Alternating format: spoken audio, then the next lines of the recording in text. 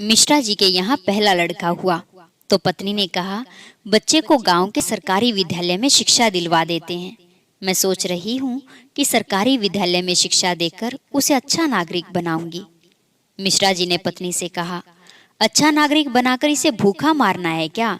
मैं इसे बड़ा अफसर बनाऊंगा ताकि जिंदगी में कामयाब बने। मिश्रा जी सरकारी बैंक में मैनेजर के पद पर थे। पत्नी धार्मिक थी और इच्छा थी कि बेटा संस्कारी बने, लेकिन मिश्रा जी नहीं माने।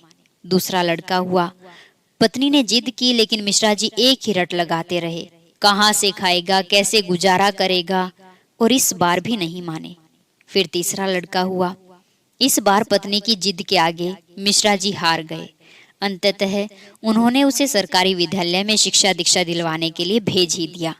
अब धीरे धीरे समय का चक्र घूमा। अब वह दिन आ गया जब बच्चे अपने पैरों पर मजबूती से खड़े हो गए। आगे क्या हुआ, तीनों लड़कों में कौन अच्छा काबिल बना, सुनने से पहले आप चैनल को सब्सक्राइब जरूर कर लें, ताकि ऐसी अच्छी अच्छी कहानियां आपको सुनने को मिलती रहें। तो बात चल रही थी, जब लड़के बड़े हुए तो पहले दो लड़कों ने मेहनत करके सरकारी नौकरियां हासिल कर ली। पहला डॉक्टर और दूसरा गवर्नमेंट कंपनी में ऑफिसर के पद पर जॉब करने लगा। एक दिन मिश्रा जी पत्नी से बोले, अरे भाग्यवान, देखा मेरे दोनों होनहार बेटे सरकारी पदों पर लग गए ना, कितनी अच्छी कमाई कर रहे हैं। दोनों की जिंदगी तो अब सेट है, इनकी कोई फिक्र नहीं। लेकिन अफसोस, मेरा सबसे छोटा बेटा धार्मिक और संस्कारी बनकर पास ही के विद्यालय में नौकरी कर गांव में ही खेती को संभाल रहा है। जितना वह 6 महीने में कमाएगा, उतना मेरा एक अफसर बेटा 1 महीने में कमा लेगा। अरे भाग्यवान, तुमने अपनी मर्जी करवाकर बड़ी गलती की है। तुम्हें भी आज इस बात पर पश्चाताप तो हो ही रहा होगा, मुझे मालूम है, लेकिन तुम बोलती नहीं हो। पत्नी ने कहा, हम में से कोई एक तो गलत है, और इस बात का दूध पानी का पानी हो ही जाना चाहिए। चलो हम परीक्षा ले लेते हैं तीनों की, कौन गलत है कौन सही पता चल जाएगा। दूसरे दिन शाम के वक्त पत्नी थोड़े बाल बिखराकर, पुरानी साड़ी डालकर, आंखों में आंसू लिए आंगन में बैठ गई और पति देव को अंदर कमरे में छिपा दिया। बड़ा बेटा आया, पूछा, माँ क्या हुआ? जवाब दिया, तुम्हारे पापा ने मुझे मारा। पहला बेटा बोला, बूढ़ा सटिया गया है क्या? कहाँ है, बुलाओ। मम्मी ने कहा, वह घर पर नहीं है, बाहर गए हैं। बेटा बोला, आए तो मुझे बुला लेना, मैं खाना खाकर आया हूँ और बहुत थक गया हूँ, अभी तो सोना है मुझे। अगर आए तो मुझे अभी मत जगाना, सुबह खबर लेता हूँ उनकी। दूसरा बेटा आया। वजह पता चलते ही वह तो आग बबूला हो गया। इस बुढ़ापे में अपनी औलाद के हाथों से जूते खाने वाले काम कर रहे हैं, उनको कह देना अपनी बची कुची जिंदगी शांति से बिता ले। इस बेटे ने तो मर्यादा की सारी हदें पार कर दी थी। यह कहकर अपने कमरे में चला गया। मिश्रा जी अंदर बैठे बैठे सारी बातें सुन रहे थे और ऐसा लग रहा था जैसे उनके पैरों के नीचे से जमीन खिसक गई हो, और उनके आंसू रोके नहीं रुक रहे थे।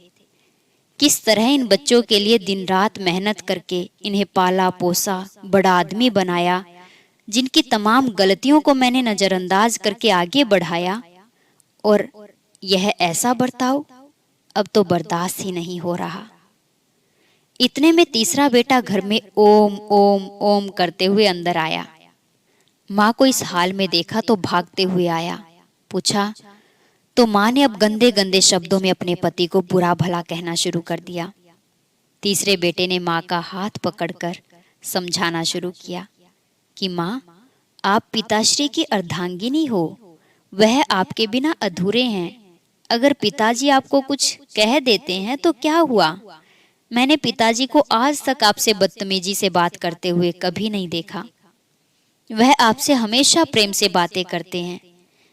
जिन्होंने इतनी सारी हमें खुशियां दी, आज नाराजगी से पेश आए तो क्या हो गया? हो सकता है आज उनको किसी बात को लेकर चिंता हो रही हो ना हो माँ, आपसे कहीं ना कहीं गलती जरूर हुई होगी। पिताजी आपका कितना ख्याल रखते हैं, याद है ना आपको? 6 साल पहले जब आपका स्वास्थ्य ठीक नहीं था तो पिताजी ने कितने दिनों तक आपकी सेवा की थी। वही भोजन बनाते थे, घर का सारा काम करते थे, कपड़े धोते थे। तब आपने ही फोन करके मुझे सूचना दी थी कि मैं संसार की सबसे भाग्यशाली औरत हूँ। तुम्हारे पिताजी मेरा बहुत ख्याल रखते हैं। इतना सुनते ही माँ बेटे को गले लगाकर रोने लगी। मिश्रा जी आंखों में आंसू लिए सामने खड़े थे। अब बताइए, क्या कहेंगे आप मेरे फैसले पर? पत्नी ने मिश्रा जी से पूछा। मिश्रा जी ने तुरंत अपने बेटे को गले लगा लिया। मिश्रा जी की धर्मपत्नी ने कहा, यह शिक्षा इंग्लिश मीडियम स्कूलों में नहीं दी जाती। यह शिक्षा तो परिवार के व्यवहार व संस्कारों से मिलती है। अब मिश्रा जी को एहसास हुआ कि जिन बच्चों पर लाखों खर्च करके डिग्रियां दिलाई, वह सब तो नकली निकले। जीवन का अंतिम समय कैसे व्यतीत होगा, इसका फैसला आपका धन नहीं, बल्कि आपके द्वारा किए गए व्यवहार और दिए हुए संस्कार तय करेंगे। उम्मीद है आपको कहानी अच्छी लगी होगी और चैनल को सब्सक्राइब भी कर लिया होगा। चलिए फिर मिलेंगे एक नई स्टोरी के साथ।